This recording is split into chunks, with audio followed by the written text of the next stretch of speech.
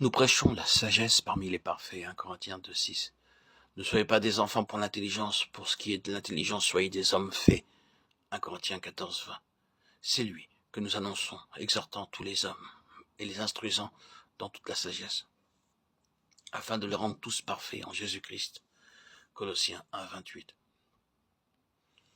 La nourriture solide est pour les hommes faits, savoir pour ceux qui, s'y étant accoutumés, ont l'esprit exercé au discernement. Hébreux 5,14. Nous tous donc, qui sommes parfaits, ayons ce même sentiment ou cette même pensée. Philippiens 3,15. Le mot grec pour parfait est le même que celui de 1 Corinthiens 2,6. On pourrait aussi traduire nous tous donc qui avons achevé notre développement intellectuel, notre croissance. Parfait, donc ici l'antonyme, le contraire du mot bébé. L'apôtre demande que les Colossiens soient remplis de la connaissance de sa volonté avec toute sagesse et intelligence spirituelle. Colossiens 1,9. Et c'est celui qui est spirituel qui est chargé de reprendre quiconque est tombé dans le péché. Car seul, il a la sagesse nécessaire pour agir avec la fidélité requise. Parce qu'il voit le péché sous le jour où Dieu le voit, tout en aimant le pécheur. Galates 6,1.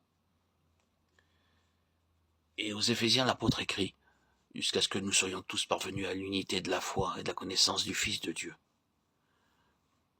À l'état d'homme fait, à la mesure de la stature parfaite de Christ. Éphésiens 4,13. Ici, à nouveau, la connaissance est liée à la croissance et à la plénitude de Christ. L'unité de la foi qui doit caractériser le corps de Christ et déterminer sa parfaite stature ne pourra exister que lorsque chaque membre individuellement aura atteint son parfait développement et sera devenu spirituel. Lorsque chaque membre, l'esprit dégagé de l'âme, s'unira parfaitement au Seigneur ressuscité, et que l'âme, l'intelligence et toutes les facultés sera uniquement conduite par l'esprit régénéré, parce que la vie inférieure du premier Adam sera complètement dominée, subjuguée. L'homme spirituel aura alors atteint la maturité en Christ.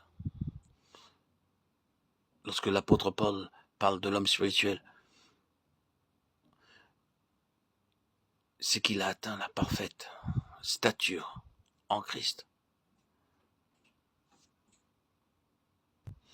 Dans sa première lettre aux Corinthiens, il souligne le contraste frappant qu'il y a entre le chrétien charnel et le spirituel.